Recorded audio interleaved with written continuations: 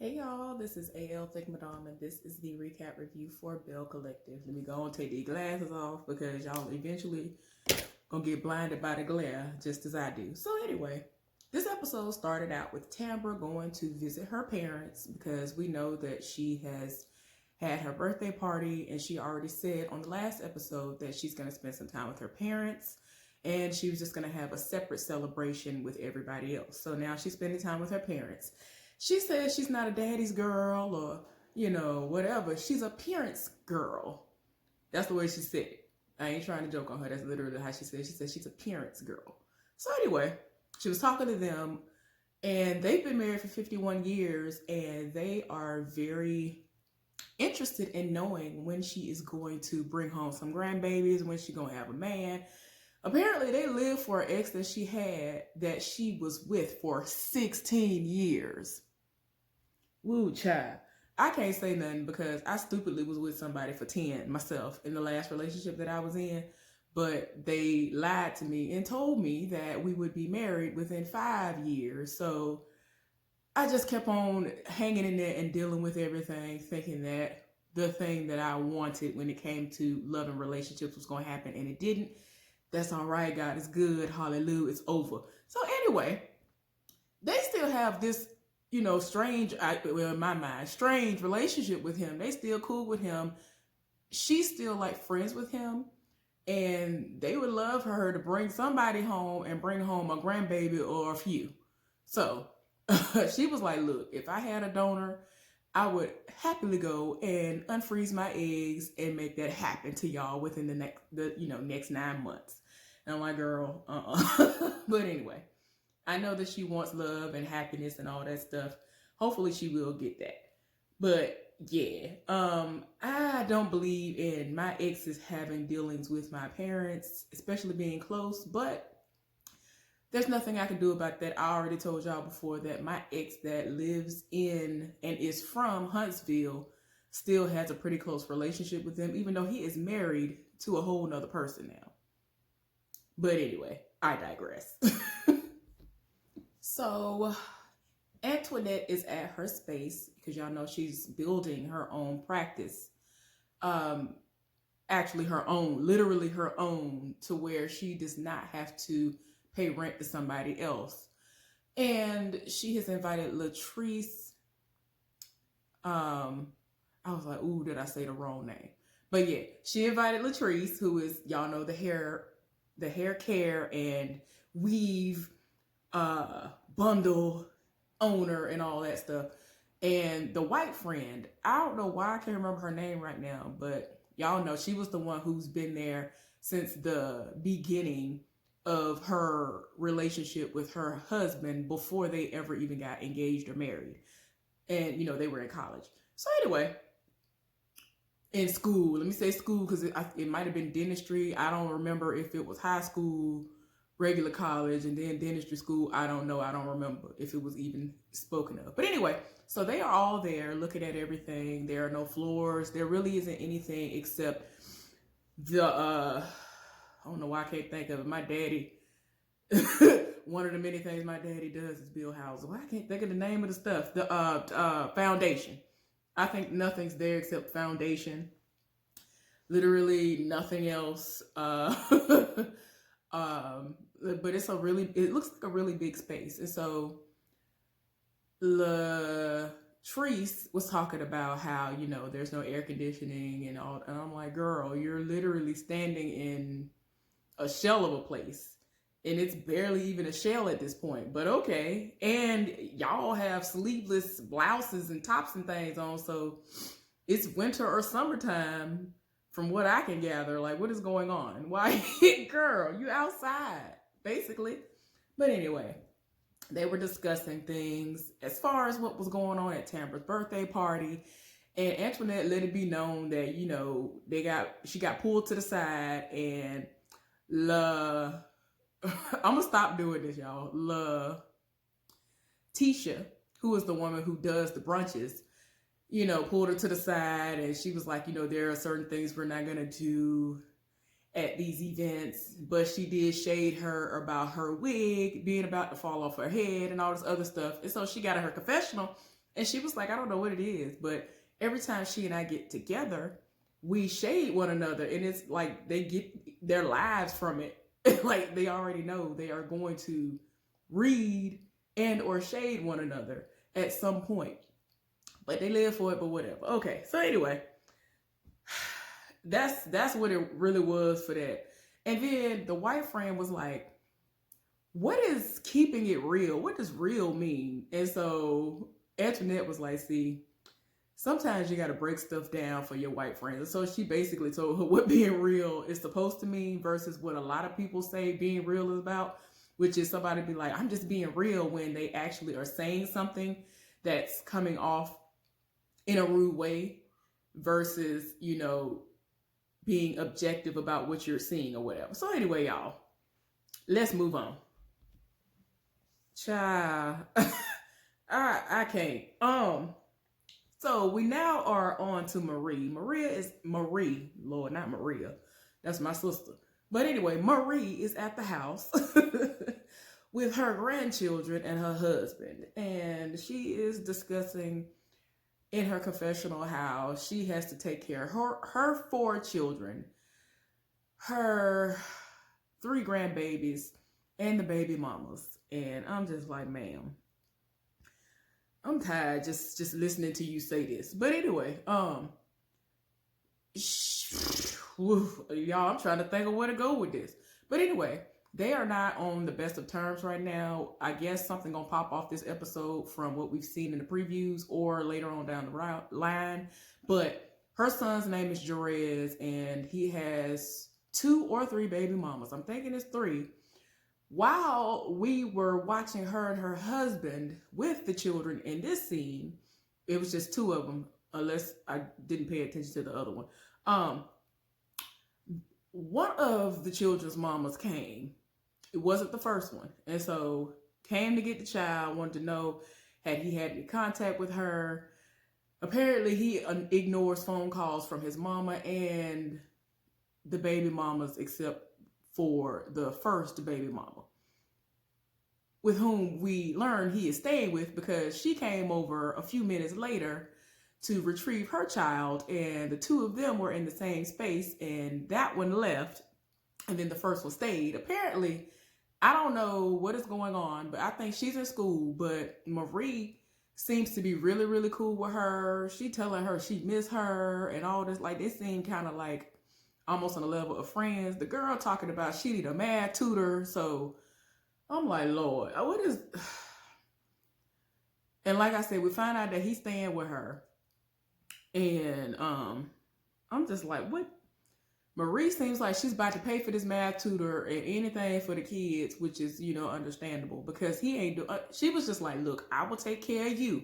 I got you because of the kids, but I'm not taking care of your man, which is her son. And I'm just like, I am tired. My spirit. I'm tired. Like, this is too much. But yeah, he ain't doing nothing. She is picking up the slack with all of his responsibilities, and he's doing nothing. She's saying that she's doing all this because he's in school, but I feel like whether he was in school or not, she was going to still take care of her grandkids, because I'm hopeful that she's not a trash person and would want your grandchildren to be thrown to the wayside. Like, I have a special place in my heart for kids. When I was a social worker, and when I do get back into social work, I hope that I'll be working with children and their families again. So yeah, I can't.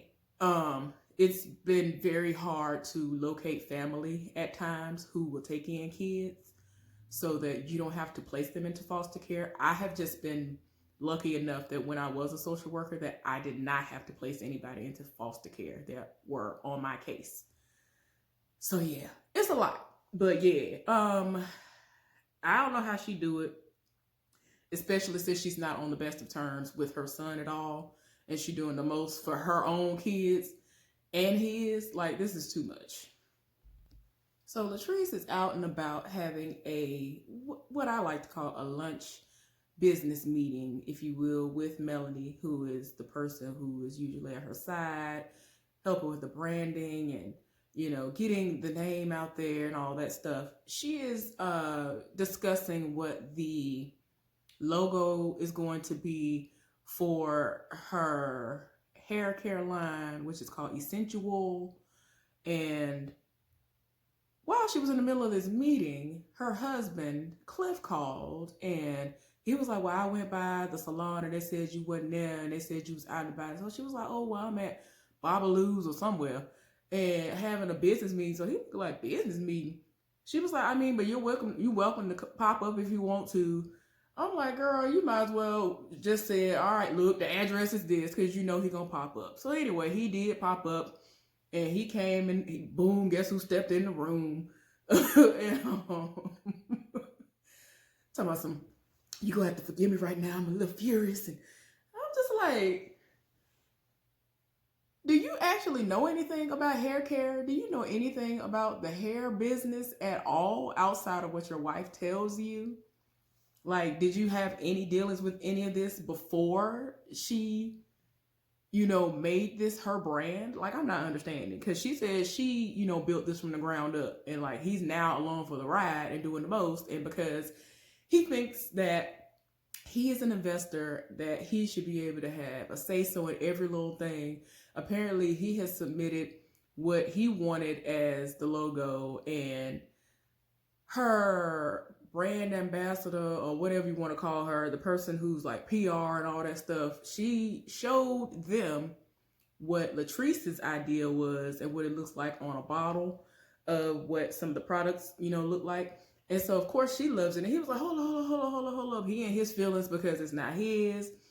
And so she was like, I'm sorry. I know how she thinks. I know what she likes. So it is what it is. So of course, he in his feelings about it. He gonna stay in his feelings about it. I don't understand what is going on. Does he not work? Like, is he? I know he's older, but is he retired or something? Like, what is going on? Because he always got to be in her face all day, every day. They don't have They don't have any time to miss one another. Why would you do that? Why you want to be up under somebody all day, every day, to the point of where you literally have no time to even miss their presence? Like, I cannot. So Marie went over to Letitia's house. She's never been over there before. So they sit down and she's talking to her about some things that have been going on with her son. Before that moment, Essie, who is her best friend and the person who she's in business with, was the only person that she confided in. So her son has been very, very disrespectful to her. He has decided that he's going to go to college 3 hours away from home instead of staying close, considering he has 3 small children that he needs to be taken care of and, actually letting them see him every single day. Well, before he left, they'd already discussed this, and, I guess she thought that he was going to think about it and actually get a little bit of sense and say, you know what? Here's my clarity. I need to be near my kids. Let me stay and go to school somewhere close by, so that I can at least be around my kids. My mama already going above and beyond for them financially and taking care of them because I'm in school. Like, you have a very blessed life financially. But something happened, and one of her other children said he's going to school. He getting ready to go to school. And so she was like, what? So apparently, like, over the past year, she has started recording her children because they will get upset with her about something and then go and call her daddy, which of course is their grandfather, and be like, oh, mom tripping, she doing this and she doing that. And so I guess she kind of does it to prove to them that she is not going off and correcting them for no reason. So anyway, this day she decided to record again, and once that child told her that he was getting ready to go to school, she went to see what was going on. He was in the middle of packing up a TV that she purchased. And so she was like, where you going? And he was like, I'm going to school. And so she was like, when you pack this stuff, make sure you get everything and don't come back.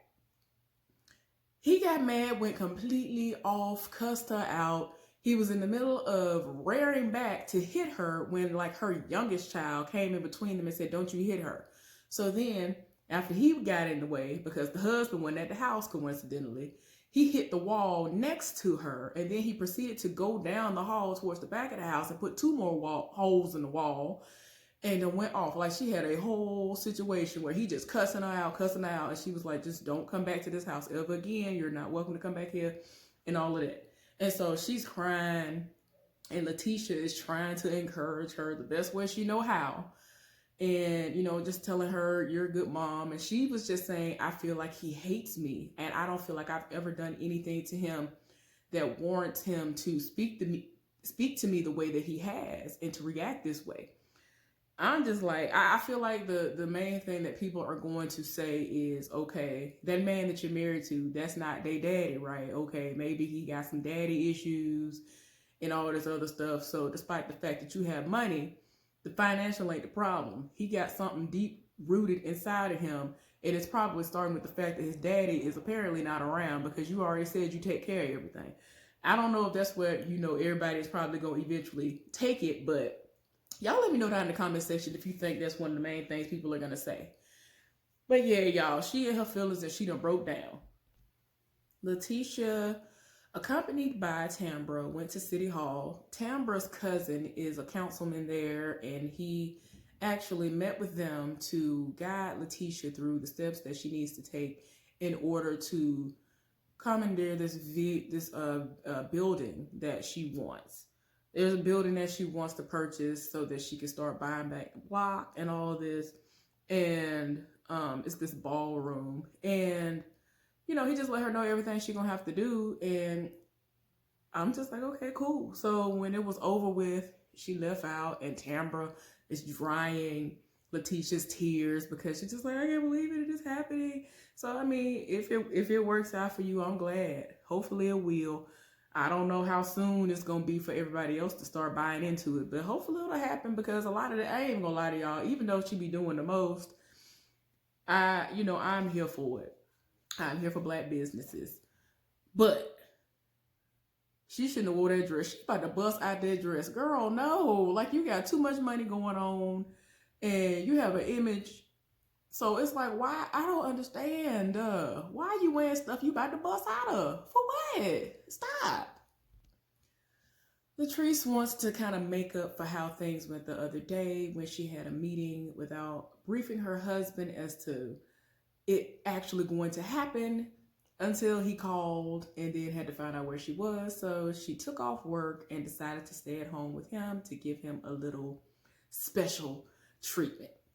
So they went outside and they're by the pool, and he's trying to get her to get in the pool, and she does not want to. She does not know how to swim. She said that when she was a child, her brother threw her in and she almost drowned. And so that is something that has kept her from wanting to really even get into pools like that. So he was like, look, I'll teach you how to swim. So despite her knowing her husband well enough to know that he ain't gonna be able to teach her how to do nothing, she reluctantly was trying to let him show her how to swim. First of all, I'm trying to understand why she went in the house and got I ain't got nothing near me. Why did she go in the house and get bags, grocery bags to put on her head? My thing is, I understand you had a lace front on, but you ain't got no shower cap at least? Like, I know since you don't swim, of course it doesn't make sense for you to just have a swimming cap on hand. But I know you at least had a shower cap. Come on now. Ain't no way you ain't got no shower cap. So anyway, she went and, put these bags on her head that actually started sliding off. And I'm like, girl, of course he couldn't teach her how to do nothing. She acted like she lived for him, because she told him, she kind of tried to deflect and tell him to show her his muscles, and he took his shirt off. She literally said out her own mouth that she has daddy issues, and that's why she went out and got her a zaddy, which he is not, but whatever. But she said she liked the stomach. He got like a little beer belly type situation going on or whatever. So yeah, she acted like she here for it. Y'all, anyway, we're at the end of the episode now, and Marie has solicited her friend Essie to come and be like a mediator between herself and her son. Her husband is there. Now, before either of them even arrived, Marie and her husband got into it because he stayed gone from the house more than he at the house. Apparently, he might be out here cheating again. And like earlier in this episode, she said that she's had this terrible up and down, tumultuous relationship with her husband They've been on and off. They got married once before, divorced, and then remarried. And I'm just like, what is going on? Why? Why though? What is going on? It don't even seem like he there to help you. It's like you just, everybody seem like they want to get married just for the sake of being married. Why don't y'all want to be married, to be happily married to someone who is actually going to help you in life? That's going to be there as a support. So you ain't just there going through the motions by yourself, looking crazy in these streets because these people cheating on you day in and day out, bringing babies and diseases home to you. What is fascinating about it? I don't understand. I want better for you, Marie. I'm not trying to read you. I really do want better for you. Like, why is we doing this? You are too successful. You are very, very successful. Why is it that you are willing to put up with this? It seems like he ain't bringing nothing to the table. So what was the point of you sitting down with him at that table? You brought the table, the chairs, and everything else at this point. Like, what is we doing? Anyway, y'all. So her son eventually showed up and he explained himself. And she was like, look, I wanted you to go to school here because it makes sense to me for you to go to school here so you be close to your kids. She wanted him to go to Jackson State, which is in, of course, Jackson, Mississippi. And I don't know what school he is going to or was going to. That's 3 hours away, but he's very tall and he plays basketball.